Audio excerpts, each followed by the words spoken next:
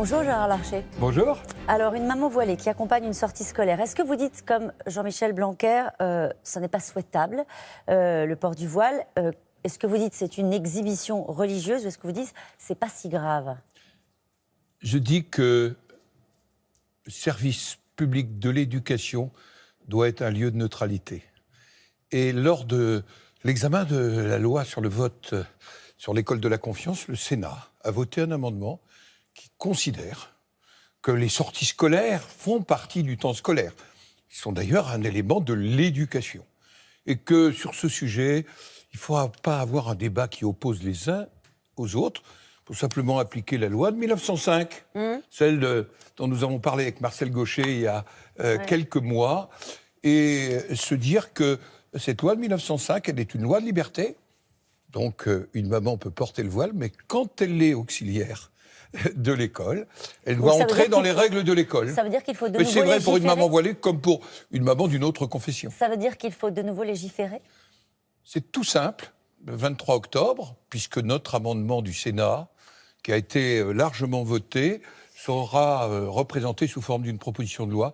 On peut faire tout ça de manière apaisée, sans doute en l'adaptant, parce que je ne suis pas insensible à la réalité de Mayotte ou de la Réunion. Mais vous voyez, le problème, c'est que cette femme qui a témoigné ce matin dit « Je me sens exclue, quelle est ma place de maman d'élève, les femmes qui portent le voile ?» Et il y a une partie d'ailleurs de la majorité qui explique qu'il faut plutôt les intégrer dans la République et que l'école en est un vecteur. Bien sûr, il faut inclure, mais j'ai l'impression de réentendre. J'étais tout jeune parlementaire, le débat de Creil. Je crois qu'il y a des règles. Nous sommes un État laïque. Nous avons une neutralité du service public et encore plus dans l'éducation. Donc, faisons tout ça de manière apaisée. Vous savez, cette société fracturée, parfois aussi, le port de signes religieux est une manière de se séparer de la communauté nationale. Je rêve d'une communauté nationale au singulier. Or, nous vivons le communautarisme. Voilà pourquoi il est important que le président de la République puisse s'exprimer, notamment sur la loi de 1905. Voilà pourquoi nous l'avons fait avec Marcel Gauchet, parce que c'est pour nous un principe qui est parmi les principes fondateurs de la République d'aujourd'hui. Qu'est-ce que vous vous dites, Gérard Larcher, quand vous voyez une femme voilée? Je n'ai aucun problème dans l'espace public. Vous y voyez une marque de soumission, vous y voyez à une religion, à une domination masculine, vous y voyez un acte politique, c'est ce que disent ceux qui considèrent que le port du voile, je termine ma question, je vous assure, que le port du voile est une marque d'engagement politique, de l'islam politique. Il y a une part d'une forme d'islam politique et d'islam radical chez un certain nombre de ceux qui portent le voile. Chez d'autres, il y a un signe d'appartenance religieuse, l'appartenance à une communauté religieuse, qu'il ne faut jamais que ça coupe de la communauté nationale.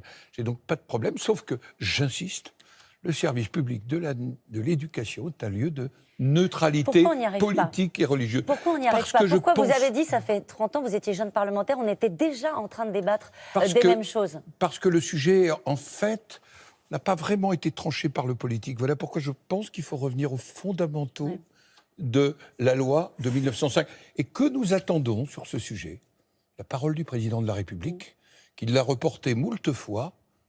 Il a à un moment même pensé faire évoluer la loi de 1905. Pourquoi, à votre avis, il reporte ce discours? Parce que c'est un sujet sans doute difficile, mais c'est un sujet essentiel où on attend un président de la République qui rassemble, qui fasse que nos compatriotes de religion ou d'origine musulmane se sentent autant partie de la République que les athées, les catholiques ou les juifs. Mais vous voyez bien que c'est compliqué, vous le savez bien, Gérard Larcher. Si c'était pas compliqué... 90 personnalités ont signé une tribune pour dire stop à la haine contre les musulmans. Qu'est-ce que vous leur dites à cela? C'est pas la haine vis-à-vis des musulmans. Naturellement, ça n'a aucun sens, la haine vis-à-vis des musulmans. C'est même contraire aux valeurs de la République. Et en tous les cas, moi...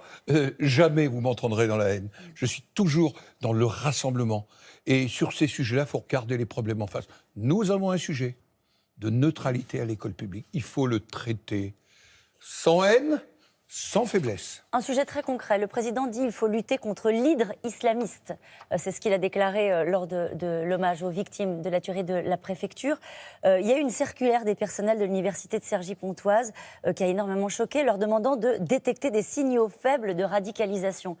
Comment est-ce qu'on tranche ce sujet-là sans tomber dans la stigmatisation? C'est simplement être des citoyens en éveil, être des citoyens attentifs, être des citoyens attentifs à tout ce qui vous écarte des valeurs communes de la République. Pratiquer sa religion, c'est s'écarter de la République ? Non, pratiquer sa religion d'une manière apaisée, et au contraire, dans la République. La loi de 1905 est une loi de liberté, liberté d'exercer le culte de son choix, liberté de croire ou de ne pas croire, liberté donnée aux églises et aux organisations religieuses de l'exercer, mais il n'y a qu'une loi, il faut bien avoir ça en tête, c'est la loi de la République. Aucune loi n'est supérieure à la loi de la République. On peut avoir sa loi personnelle, mais on doit respecter la loi de la République. Une image qui vous a peut-être choqué, je voudrais en parler avec vous ce matin, celle des pompiers qui se sont affrontés hier, pompiers qui manifestaient pour la reconnaissance des conditions difficiles d'exercice de leur métier, qui se sont affrontés avec des policiers. Est-ce que c'est révélateur d'un climat qui vous inquiète ? C'est révélateur d'un climat. En même temps, policiers et pompiers sont la plupart du temps ensemble, au service de la population. Ils n'étaient pas et ensemble. Quelque part, ça me blesse parce que j'ai été élu local. Nous allons nous retrouver à Bourges au congrès des départements. C'est une responsabilité départementale majeure. Mais il faut que l'exécutif entende ce que disent les présidents de conseils départementaux. Qu'est-ce qu'ils disent ? La situation faite aux sapeurs-pompiers, qu'on appelle pour tout, dans des conditions de plus en plus dangereuses, dans des conditions parfois de non-reconnaissance de leur métier, ça appelle à une réponse globale, nationale, mais en même temps, faisons confiance. Bon. Ça me renvoie à mon approche à la décentralisation et au département. Alors, vous terminez, je le disais, votre tour de France des territoires. Vous publiez un livre qui s'appelle Contre-pouvoir. Vous aviez, dans ce livre, commencé à laisser planer le doute, enfin c'est comme ça que certains l'ont compris, sur vos ambitions pour 2022. Je n'exclus rien, je ne sais plus exactement quelle est la formule, mais ça ressemblait un peu à ça. Avant de vous raviser... Oh, je ne me suis pas du tout ravisé. Alors, juste quel rôle voulez-vous jouer ?